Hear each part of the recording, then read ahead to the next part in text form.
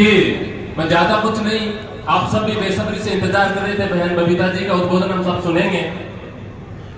सबसे पहले तो इस झुंझुनू की जगह पर जो शहीदों की भूमि है, सैनिकों की भूमि है, इस पर बहन बबीता जी यहाँ हमारे बीच पहुंचे हैं, जो भारतीय जनता पार्टी युवा मोर्चा के राष्ट्रीय कार्यकारिणी के सदस्य भी हैं।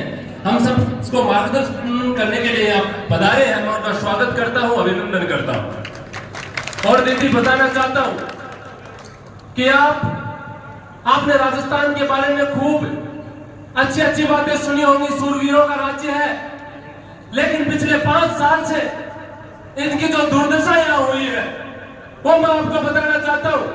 आपके सामने विराजित युवा साथियों की आंखों में आप देख रहे होंगे कि पिछले 5 साल के अंदर जितने भी प्रतियोगी पेपर लगे हैं, सारे के सारे पेपर इन कांग्रेस के लोगों ने बेचने का काम किया है।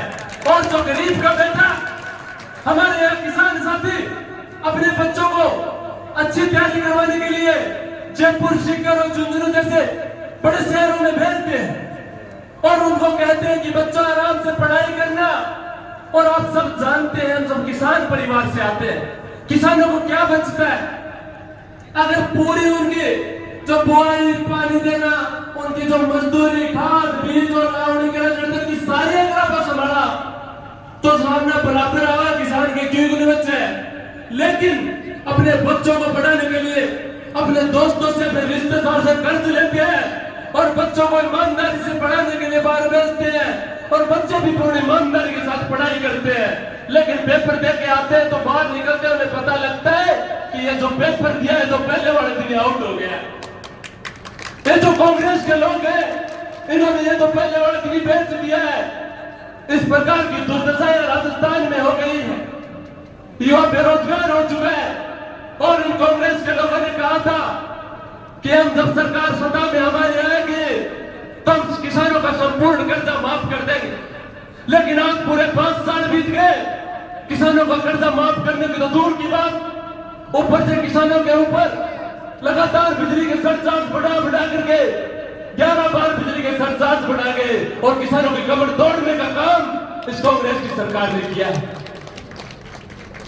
आप सब जानते हैं, आज महिला दुष्कर्म में राजस्थान पहले स्थान पर आ गया है।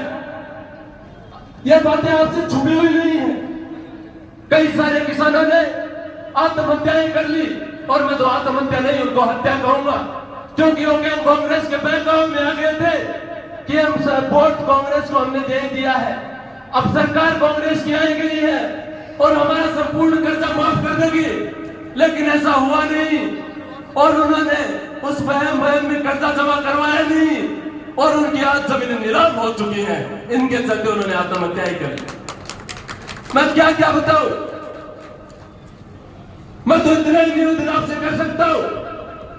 आप अपने आज जो युवा साथियों का ये सैलाब आप देख रहे हैं, निश्चित तौर पर नवलगढ़ में पहली बार नवलगढ़ में कमल खेलने वाला है। मैंने युवा सम्मेलन के चलते प्रत्येक मंडल में मैं गया हूं, युवाओं के आंखों में मैंने जोश और जुनून देखा है। सिर्फ एक ही बात कह रहे हैं कि अब हमें अगर कोई बचाएगा तो भारतीय जनता पार्टी की सरकार हमें बचाएगी। नवलगढ़ की आन बान शान को अगर कोई बचाएगा तो भारतीय जनता पार्टी का प्रत्याशी बचाएगा।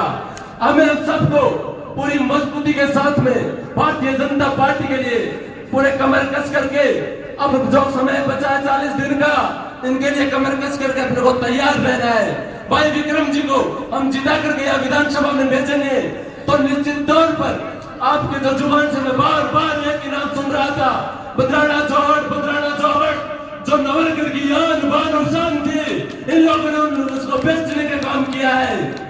मैं निश्चित तौर पर बताना चाहता हूं, जो इस चीज के गुनाहगार है उनको सजा मिलेगी, निश्चित तौर पर मिलेगी। निवेदन आपसे केवल इतना ही है कि भारतीय जनता पार्टी को भारी बहुमत से जिता करके हमें यहाँ से भेजना है। मित्रों, मैं एक ही बात सुन रहा था, चारों ओर गया तो मैंने सुना है कि अगर इस बार जीत तो निश्चित है, केवल देखना यह है कि 50,000 से पार हम जीतेंगे और उससे ज्यादा कितनी और मतों की बढ़ोतरी आप कर सकते हो वो आपके कंधों पर है।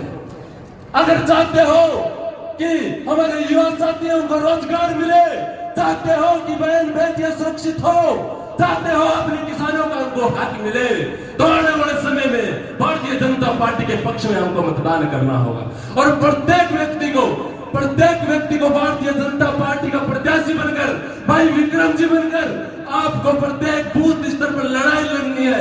मैं तो इतना ही कह सकता हूँ, एमएलए कोई विक्रम जी नहीं, हम सब एमएलए बनेंगे। इतनी बात कहकर मेरे वाणी को विराम देता हूँ। आपसे पुनः निवेदन करता हूँ कि ये 40 दिन हमको रात दिन प्रयास करना है और भारतीय जनता पार्टी को भारी बहुमत से यहाँ से हमें जिता करके भेजना है। जय हिंद, जय भारत।